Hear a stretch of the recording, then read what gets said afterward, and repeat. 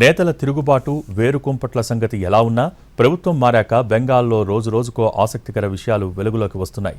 ఇన్నాళ్లు జనం నుంచి టీఎంసీ లీడర్లు కట్ మనీ పేరుతో మామూళ్లు వసూలు చేస్తే ఇప్పుడు ఆ నేతల నుంచి ముక్కుపిండి మరీ ఆ డబ్బులు వెనక్కి తీసుకుంటున్నారు. ఇంతకీ ఏమిటి కట్ మనీ కహాని? కట్ మనీ బెంగాల్లో ఇప్పుడు ట్రెండింగ్లో ఉంది పదం.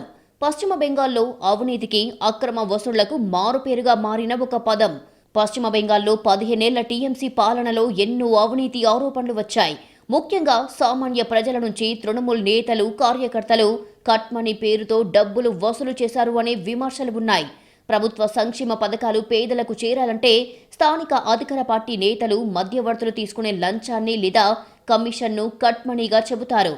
పేదలకు ప్రభుత్వం మంజూరు చేసే ఇళ్లు, ఇతర పథకాల డబ్బుల్లో నుంచి స్థానిక నేతలు బలవంతంగా 5,000 నుంచి 20,000 రూపాయల వరకు కమిషన్ వసూలు చేశారు అనే ఆరోపణలు ఉన్నాయి.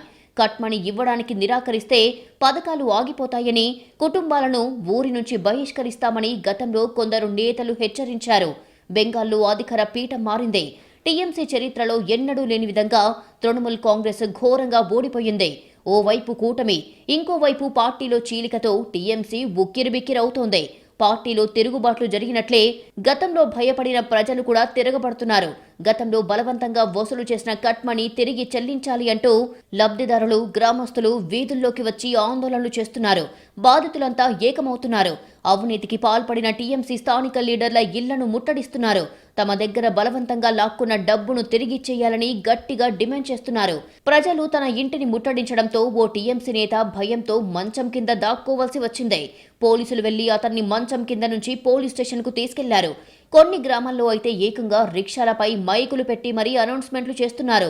ఫలానా తేదీలోగా మా కట్ మనీ మాకు ఇచ్చేయాలి అంటూ బహిరంగంగా హెచ్చరికలు జారీ చేస్తున్నారు. అటు సువేందు అధికారి నేతృత్వంలోని కొత్త ప్రభుత్వం అవినీతిపై విచారణకు ప్రత్యేక కమిషన్ ఏర్పాటు చేయడంతో ఈ కట్ మనీ ఇవ్వకపోతే తాము జైలుకు వెళ్లాల్సి వస్తుందేమోననే భయంతో చాలా మంది లోకల్ లీడర్లు తాము నొక్కేసిన సొమ్మును ప్రజలకు తిరిగిచ్చేస్తున్నారు.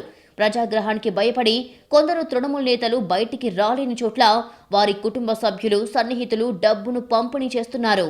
ఈ తతంగమంతా చూస్తున్న బీజేపీ నేతలు ఈ కట్ మనీ ఇష్యూతో దశాబ్ద కాలంగా ప్రజల్లో ఉన్న ఆక్రోశం బయటపడుతోందంటున్నారు.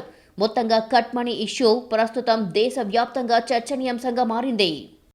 స్కూల్ ఎడ్యుకేషన్ అంటే ముమ్మాటికి ఒక్క కేశవరెడ్డి మాత్రమే. కేవలం 1-2 కెరియర్స్ కి మాత్రమే సిద్ధం చేసే ఇతర కార్పొరేట్ స్కూల్స్ కి భిన్నంగా రేపటి ఎలాంటి కెరియర్ కైనా ఒక సాలిడ్ ఫౌండేషన్ ఒక్క కేశవరెడ్డిలోనే సాధ్యం. మరోవైపు spoken English, communicative skills, personality development, co and extra curricular activities తో కంప్లీట్ ఆల్ రౌండ్ డెవలప్మెంట్. అందుకే కేశవరెడ్డి మాత్రమే అవుతుంది the king of right schooling.